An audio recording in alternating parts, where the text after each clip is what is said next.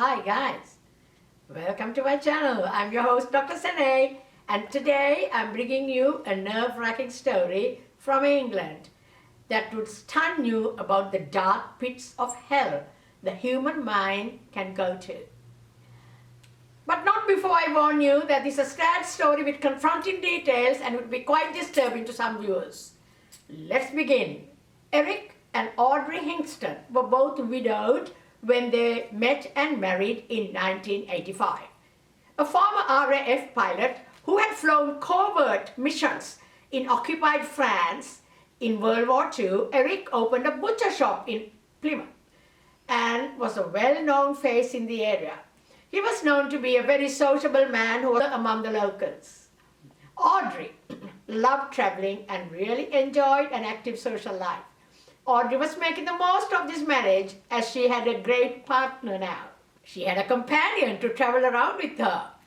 Things seemed to be going smoothly for the couple with a full social life, and Audrey enjoyed driving out to local beauty shops, stopping for pub lunches along the way.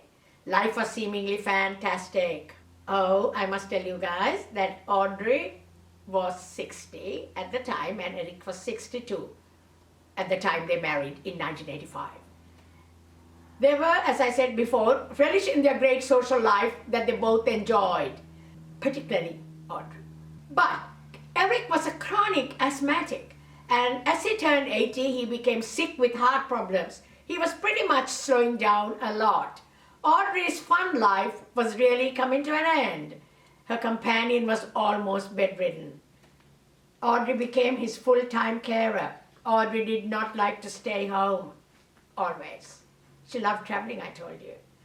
She didn't want to spend her days caring for Eric, and she started feeling very frustrated that she was having to look after her sick husband. A very selfish thought indeed, don't you think, guys? As time went on, she became very bitter at what she thought her life had turned out into. Guys, this is unbelievably cruel and self-centered. As long as Eric was healthy and he could go places, she was happy. He falls sick, and now she considered him a burden and a nuisance. Well, guys, time went on like this, and let's hop on to August 2003. Tragedy had struck this family on a warm night in August 2003 at 3:44 a.m. Audrey made a 999 call saying the couple's home had been invaded. She said their flat had been burgled and her husband had been attacked. Deputy Sergeant Tony Carney was the first policeman to speak to Audrey. I was confronted by a little old lady, and she was so obviously very upset, quite tearful, in shock, as you would expect, he later said. She told him how the two men had broken into her house and murdered Eric. Audrey, who slept in a different room, said the men fled when she disturbed them, but not before she got a good look at them. She described one assailant as having a very distinctive appearance, 6 feet tall and wearing a deerstalker hat and white trousers. And she said his partner was short, about 5 feet 8 inches, and stocky.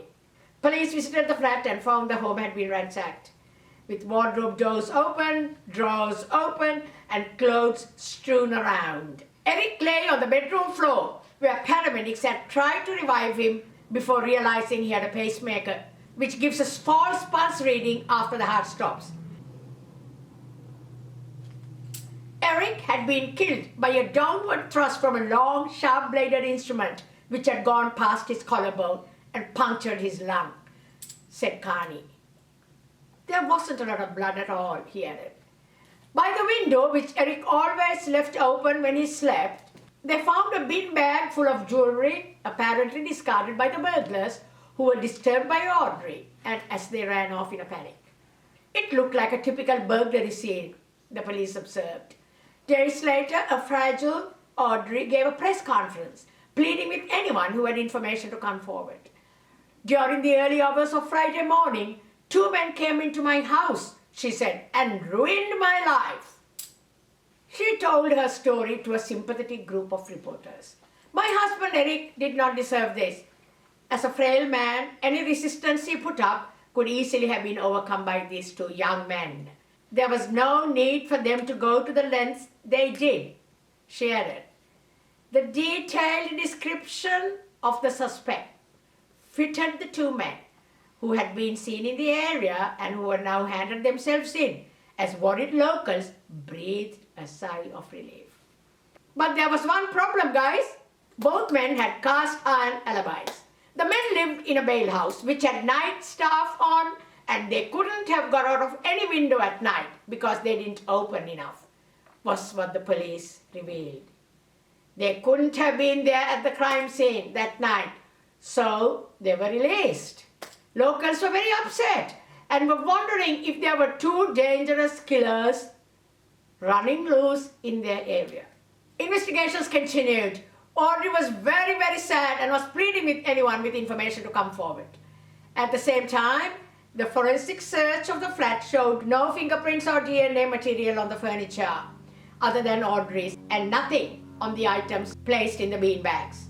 The open window, which had a flat roof outside, was the only possible point of entry, but there were no clothing fibers or particles of dirt or gravel from the outside area found close by.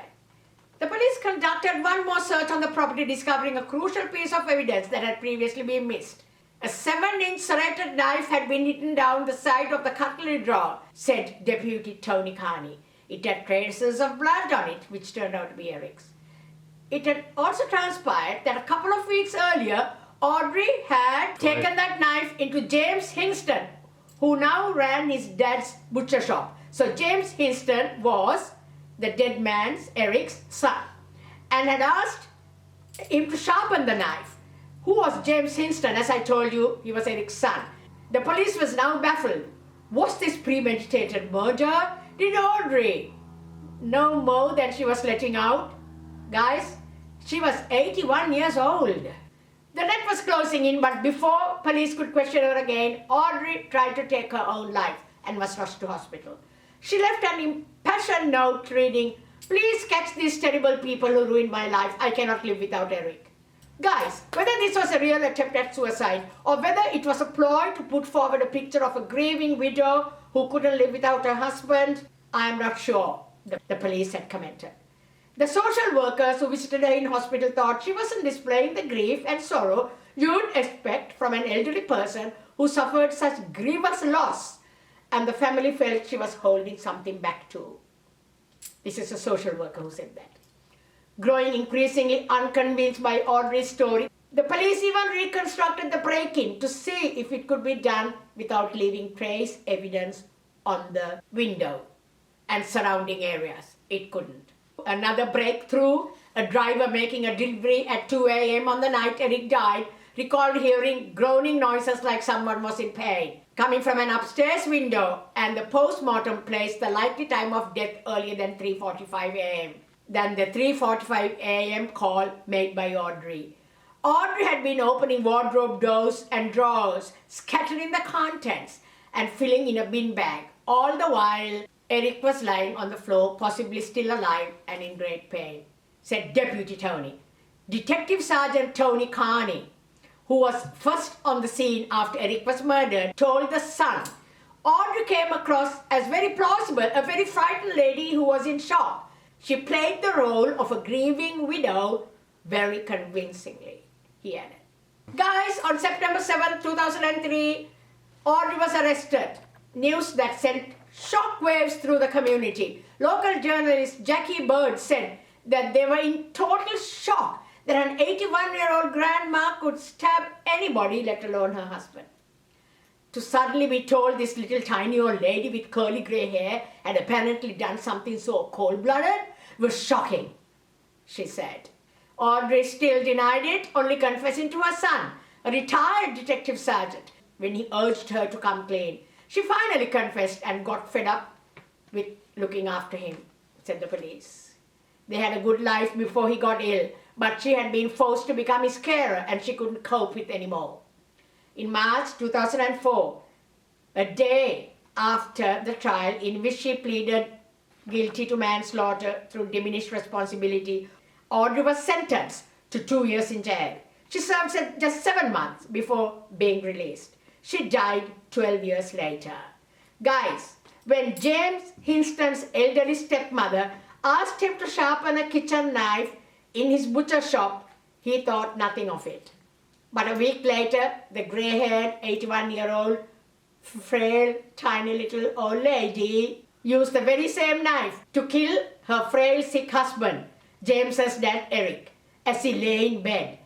Think about this, guys. This is horrific. Leave your comments, please. I'd love to read what you think about this. That's it for tonight. Thank you for watching. Good night.